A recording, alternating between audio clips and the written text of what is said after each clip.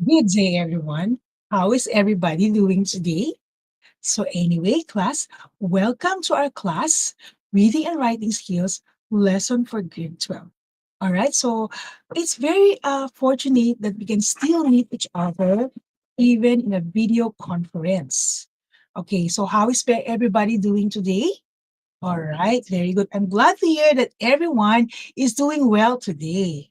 Okay, very. Anyway, class, before we start our lesson, I want us to recall the previous lesson that we had yesterday. So, who among you can recall, can remember, can share some of the things that you learned yesterday? Okay, so very good, Nika. Can you please tell us and share with us the things that you learned from the lesson yesterday?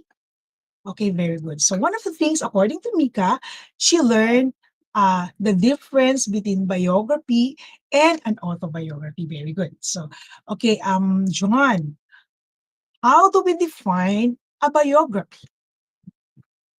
Very good, John. So a biography is a story of a person written by another person.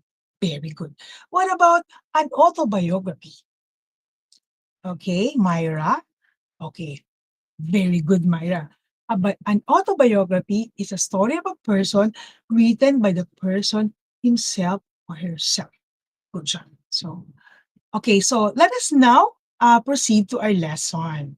Okay, so who among you here likes to learn new things?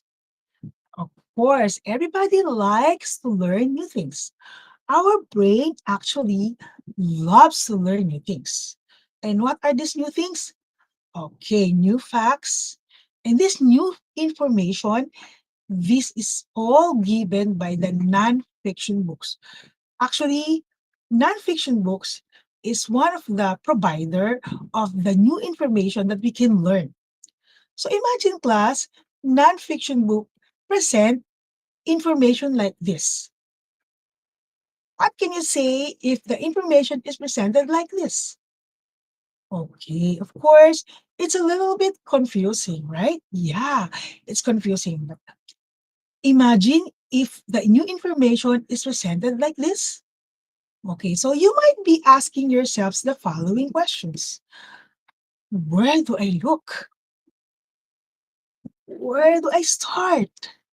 And what do all these facts have to do with each other? Okay, so class, actually, some authors can help us. Actually, authors of non-fiction books can actually help us to organize this information in our brain. And that is what we call text structure. Okay, class, I want us to watch a video about how can this author um, present or help us organize our brain to organize this information in our brain. Okay, so I want us to watch this video.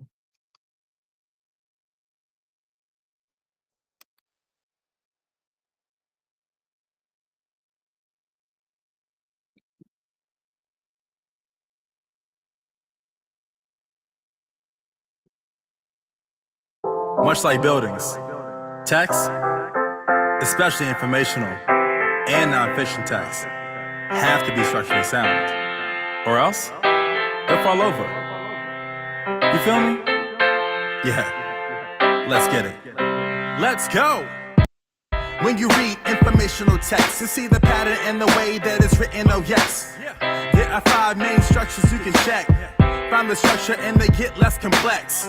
Let's flex and break down all 5. Follow me, the text structure mastermind. This first text structure is called description. It describes the topic and its characteristics. You'll see such as and, for example, and details and adjectives like in this sample. The famous Leaning Tower of Pisa is located in Italy. Mamma mia! It stands over 180 feet tall, tilted 4 degrees like it's starting to fall. That's description. The author describes the tower, so you have the image in your mind. Now peep this, the structure called sequence. It gives events from way back to most recent. Construction began in 1173, but it was halted when war was decreed.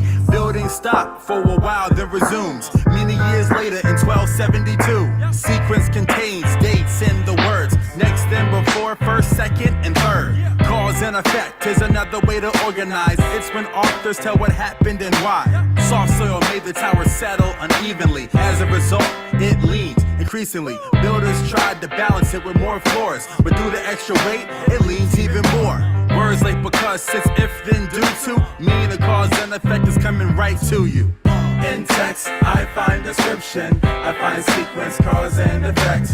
We can compare and contrast all day, all day. There's a problem and solution, I bet.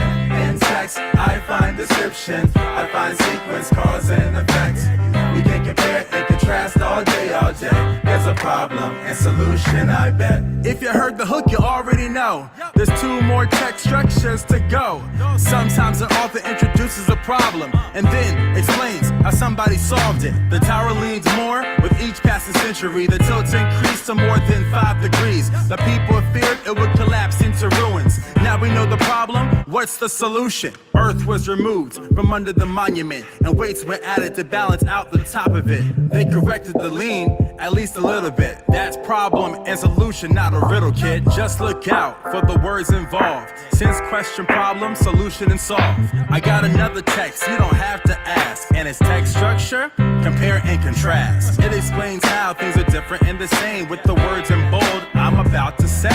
Both the Tower of Pisa's construction and the Washington Monument saw destruction. The Washington Monument, named after George, had construction paused for the Civil War. Like the Leaning Tower, it took years to finish, but the purposes of the buildings were different. One was erected as a church bell's tower, while the other honored a founding father. There we compared the two different towers. That's 5 text structures in a 16th of an hour. In text, I find description, I find sequence, cause and effect. We can compare and contrast all day, all day. There's a problem and solution, I bet. In text, I find description, I find sequence, cause and effect. We can compare and contrast all day, all day. There's a problem and solution, I bet. All right. Thank you so much for listening. Now, how many text structures are included in the video presentation? By the way, class, did you enjoy our video presentation? Okay, thank you so much. Anyway, how many text structure are included in the video presentation? Okay, can you answer? Yeah, thank you so much. Okay, what about you, Michael? Okay, of course, according to Michael, there are 5 different text structures that are included in the video presentation. Very good. Okay.